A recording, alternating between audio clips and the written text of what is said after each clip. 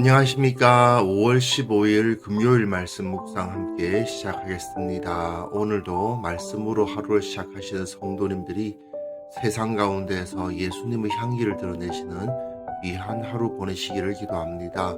오늘 묵상하실 본문은 고린도전서 4장 14절에서부터 21절까지 말씀이고요. 통독하실 말씀은 역대하 5장부터 7장까지입니다. 오늘 본문을 보면 바울이 고린도 교회를 어떤 마음을 가지고 바라보며 섬겼는가를 알 수가 있는데요. 이를 통해서 교회는 제도적인 조직체가 아니라 유기체다.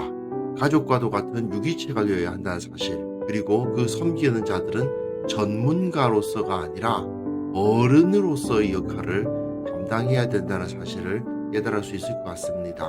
그런 말씀을 보시고 묵상 이어나가도록 하겠습니다. 내가 너희를 부끄럽게 하려고 이것을 쓰는 것이 아니라 오직 너희를 내 사랑하는 자녀같이 권하려 하는 것이라. 그리스도 안에서 1만 스승이 있으되 아버지는 많지 아니하니 그리스도 예수 안에서 내가 복음으로써 너희를 낳았습니다. 그러므로 내가 너희에게 권하노니 너희는 나를 본받는 자가 되라. 이로 말미암아 내가 주 안에서 내 사랑하고 신실한 아들 디모데를 너희에게 보내었으니 그가 너희로 하여금 그리스도 예수 안에서 나의 행사 곧 내가 각처 각 교회에서 가르치는 것을 생각나게 하리라. 어떤 이들은 내가 너희에게 나아가지 아니할 것 같이 스스로 교만하여졌으나 주께서 허락하시면 내가 너희에게 속히 나아가서 교만한 자들의 말이 아니라 오직 그 능력을 알아보겠으니 하나님의 나라는 말에 있지 아니하고 오직 능력에 있습니다. 너희가 무엇을 원하느냐? 내가 매를 가지고 너희에게 나아가리야. 사랑과 온유한 마음으로 나아가리야.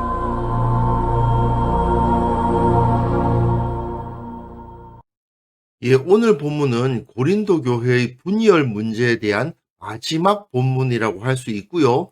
고린도 교회가 가지고 있었던 문제인 이 도덕적 부패 문제로 넘어가기 위한 연결점의 역할을 하는 부분이라고 할 수 있습니다.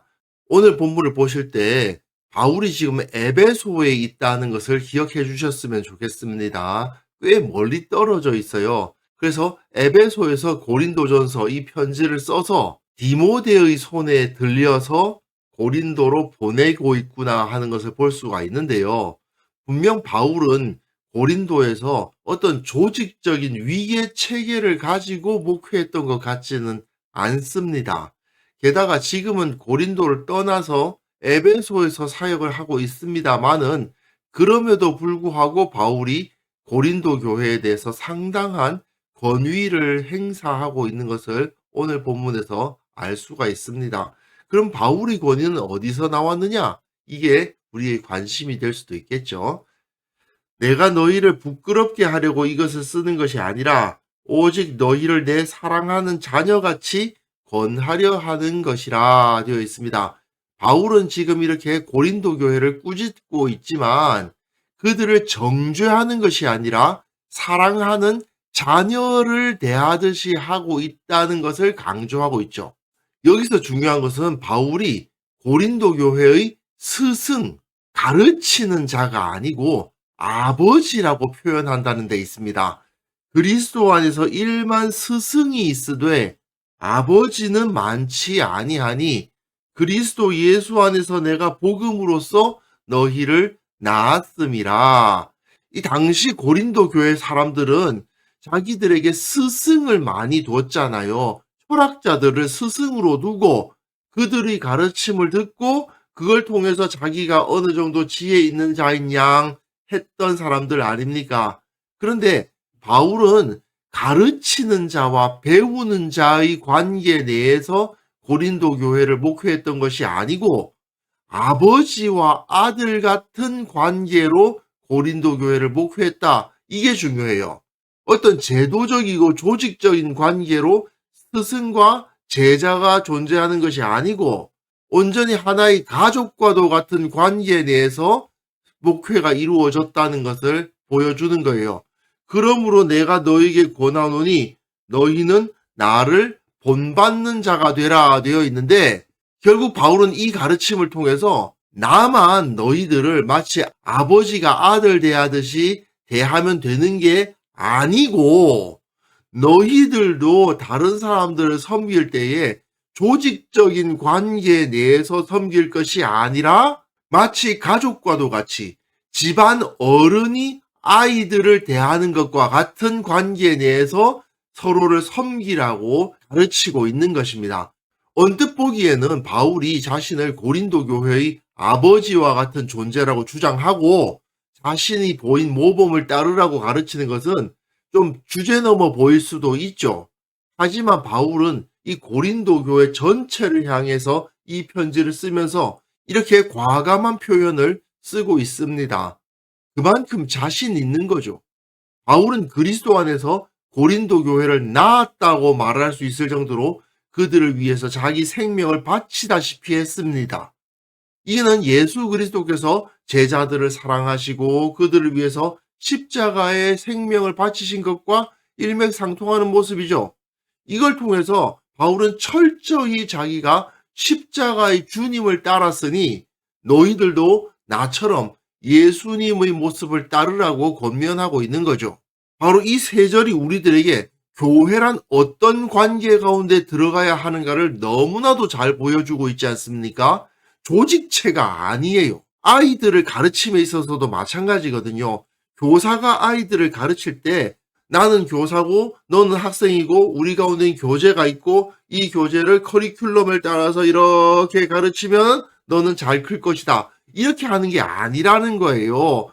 마치 부모가 아이들을 키우듯이 그 유기체적인 관계, 마치 가족과도 같은 관계 내에서 아이들이 자라도록 하는 것이 가장 이상적인 교회의 모습인 거죠.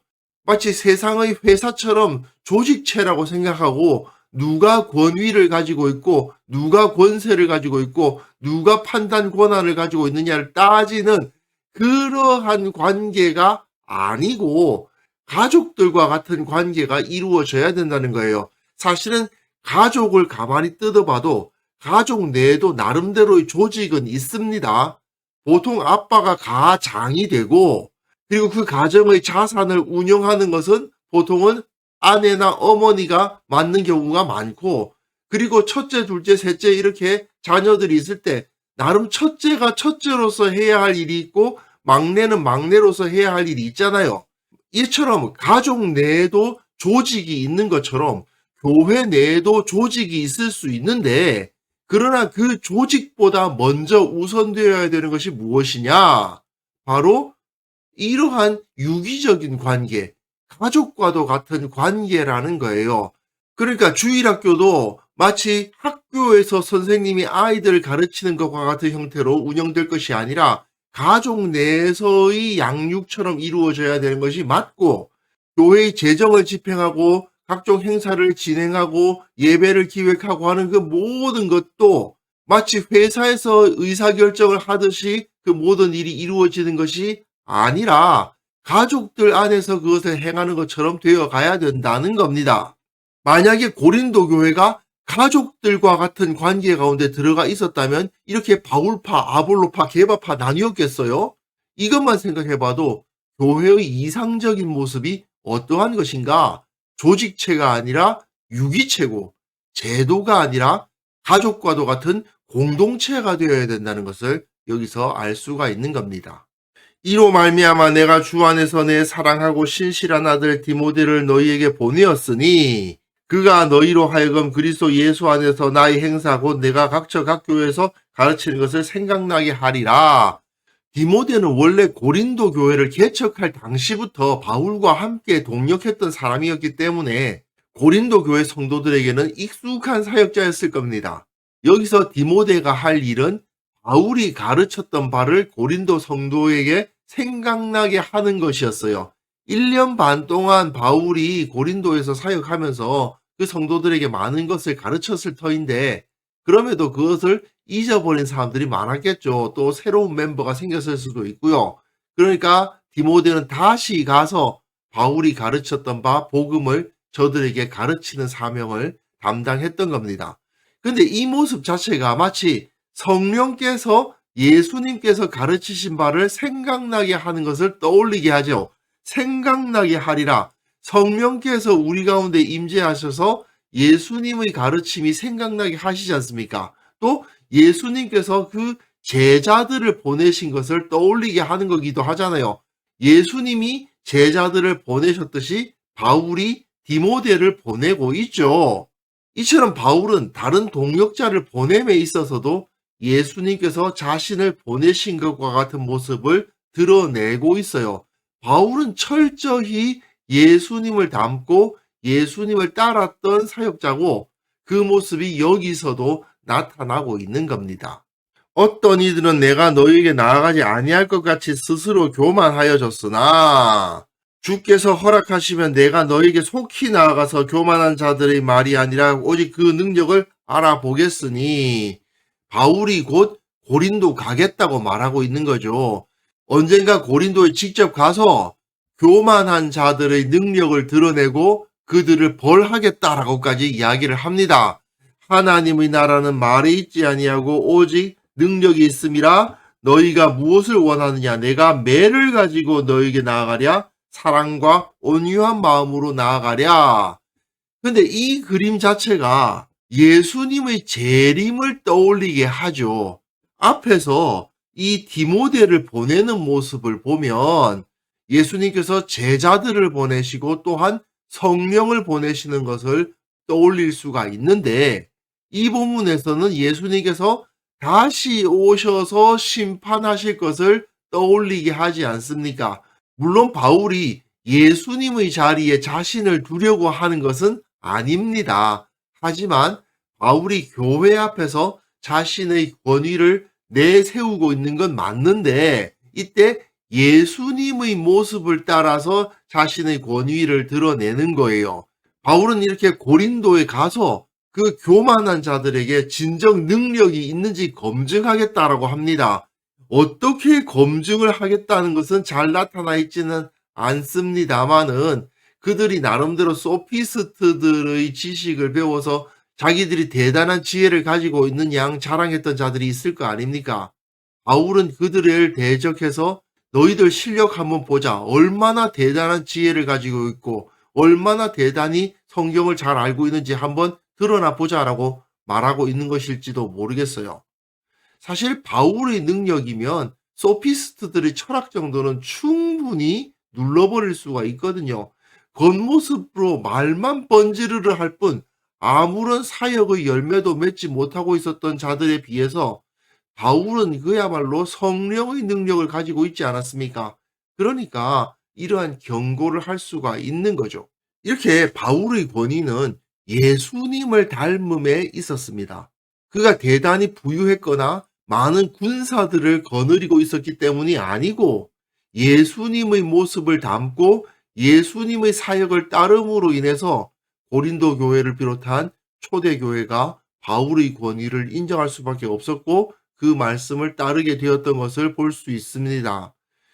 우리도 마찬가지로 이런 모습을 가져야 되겠죠.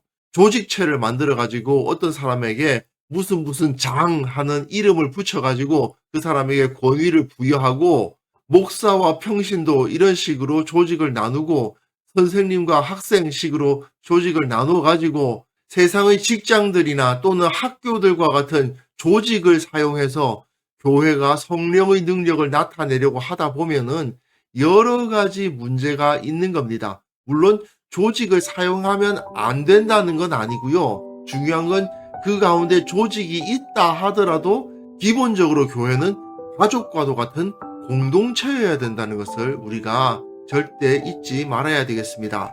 그렇게 되려면은 십자가를 지신 예수 그리스도의 모습이 교회 가운데 내 삶 가운데 나타나야 되는 거죠. 철학자처럼 잘 가르치는 선생이어서가 아니라 그 누구보다도 사랑하는 아버지와 같은 가족과도 같은 마음으로 대하는 사람이야말로 교회의 참된 지도자이고 권위자이고 스승인 거죠. 우리 교회가 이런 모습을 회복해야 되지 않겠습니까?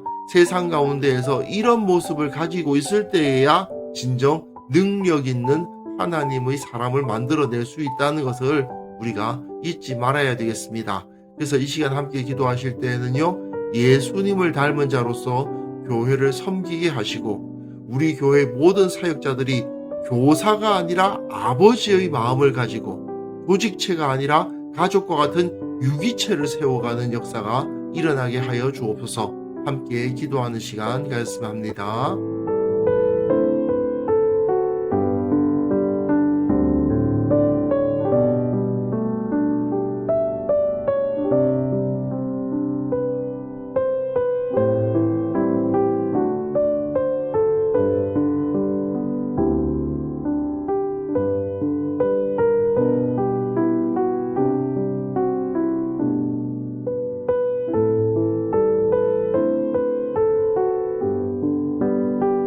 하나님 아버지, 예수님을 닮음으로 인해서 권위를 가지게 하시고 세상 가운데 거룩하게 살기에 세상에 영향력을 끼칠 수 있는 예수님 닮은 자로서 살아가게 하여 주옵소서.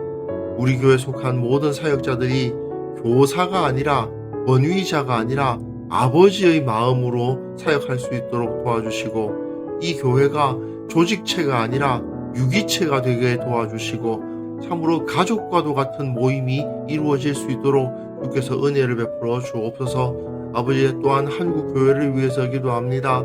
한국교회가 이러한 모습을 회복함으로 말미암아 주님께서 맡기신 그 사명을 온전히 감당할 수 있도록 주께서 은혜를 주시고 거룩하게 하시고 성령을 물붓듯이 부어 주옵소서. 아버지, 오늘 하루 살아가는 그 모든 삶 가운데 주님의 지혜를 허락하여 주시고 주님께서 우리를 깨닫게 하시고 무엇이 하나님의 뜻인지를 알게 하여 주옵소서. 주님께서 보여주신 그 길을 따라 걸어갈 때에 두려워하지 아니하고 주님을 찬양하며 기뻐하는 자들 다 될 수 있도록 주께서 복에 복을 더하여 주옵소서. 감사드리옵고 예수님의 이름으로 기도합니다. 아멘.